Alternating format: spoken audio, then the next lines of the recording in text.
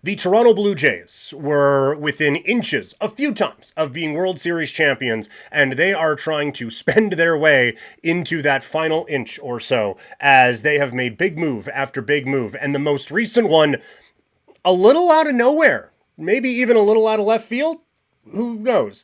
A lot of different conversations are happening around this Blue Jays team, but one thing is for sure, this team's going to be very interesting next season and even very interesting in the next week or two.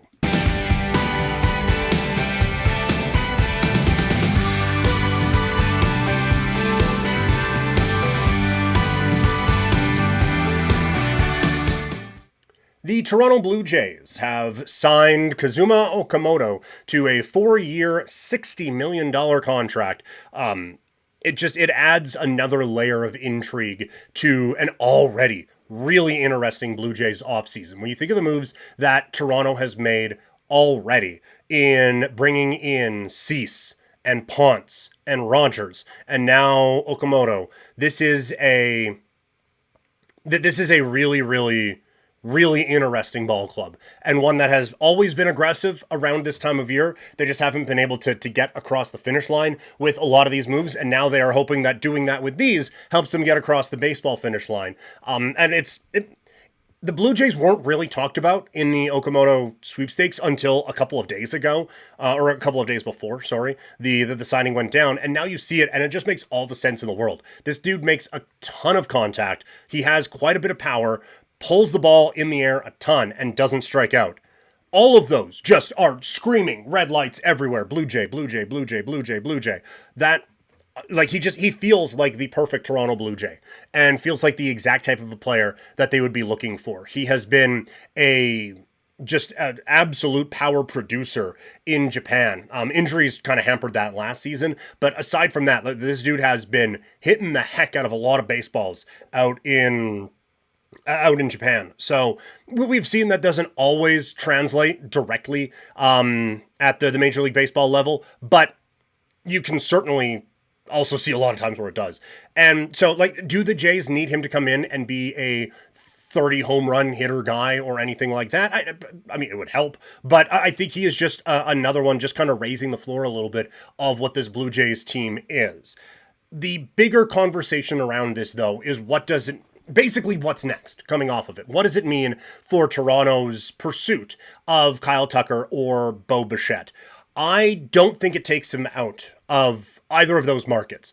I think it gets very confusing to put the lineup together if they go for both, and obviously incredibly expensive. But that's kind of always where it has been, is that this Blue Jays team, that they're going to be in on Tucker, they're going to be in on Bichette, but it was always a real long shot to get both of them. But because Okamoto can play some left field or third base, he kind of play like, if they get Bo, all right, he's out in left field. If they get Tucker, all right, he's the third baseman. I've seen some people saying, like, why does it take them out of both? The only thing is money, and again, all that's made up in baseball anyway for now. And some talk like, yeah, Ernie Clement or Andres Jimenez, like, hey, appreciate all your contributions. Going to be one of the best platoons the Jays have at shortstop, and let Bo kind of come in and do his thing, and Tucker in the outfield, and Okamoto at third base, and all these different things, or talking about Santander deals or anything like that. But I don't think Santander gets moved. I don't think they're going to platoon Clement and Jimenez, and I don't think they're going to get both Tucker and Bo Bichette. And this one kind of locks in that that's not going to be the case. I did my predictions a little bit ago and said that I thought Tucker was going to go to the Mets and Bichette was going to stay with the Blue Jays. I still think that. I know it makes you a little lefty heavy with the Mets, but I feel like they are really desperate now to spend some money, given how the reaction to everything has kind of gone. And I just feel like this is a team that is going to, at the end of the day, be like, all right, fuck it, $150 million and however long you want, and we'll just figure it out. Like that kind of feels to me like where the Mets are at this point. And then Bo Bichette, I think Toronto at that point, it's like, okay, what's the best offer you have? All right, here's an extra $10 million. Just come on home. And Toronto gets it done that way. So I feel like that's probably the case but with how this plays out. But you look at how the Jays lineup sits at this exact moment, before that market plays itself out. I took a shot at kind of stacking up the lineup right now. And I think the Blue Jays will probably go a little bit more platoon heavy than I have it at this particular time. But for now, it's Springer DHing. I put Clement batting second. We don't have to debate about the lineup order right now. It's just that. Vladdy in the 3-hole, Santander cleaning things up, Alejandro Kirk batting fifth, and then Addison Barger or Davis Schneider, probably the platoon out in right field and splitting time that way. I think when it's Barger, this is how the order would be, and if it's Schneider, he's probably behind the next one, who is Okamoto playing third base and batting seventh. 8 would be Varsho, 9th would be Jimenez. Again, we can debate the order or anything all we want. 2 lefties at the bottom of the order, all of that. This was just kind of thrown together just to prove a point that this is a good lineup as it sits right now. Baltimore probably has a better one in the division, and obviously Aaron Judge makes the Yankees lineup a little bit scary, but Toronto has dealt with that before.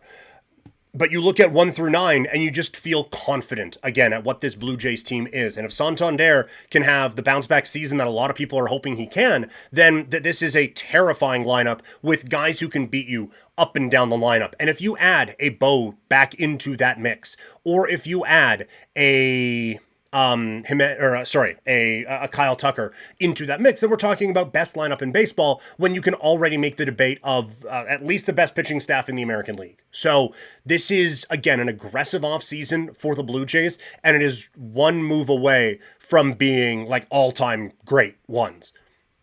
Does that mean anything? It does not. We have seen before when the Jays made that gigantic trade with the Marlins before the 2013 season. I will remind you, no one talks about the 2013 Blue Jays. I thought they were locked when Johnson and Burley, Jose Reyes in that deal as well. And then they go out and add R.A. Dickey, the guy who won the Cy Young Award the year before. Like, okay, this Blue Jays team is taking off. Obviously, they didn't for a couple more years. But winning the offseason does not mean they win a championship. But I don't think there is any debate that this baseball team is better than the one that was moments away from winning the World Series in 2025. So phenomenal work from the Blue Jays. Okamoto, I think, is a nice surprise. The other part of it is it takes him out of the Bregman business. That was not a contract I wanted to deal with. I get that he had a bounce back year this year with Boston. I am not trusting that that's going to age particularly well. Good baseball player. And if he ended up on the Blue Jays, I probably would have talked myself into it. But I'm happy I don't have to now. I'd much rather Okamoto had a really reasonable contract as well. But what do you guys think?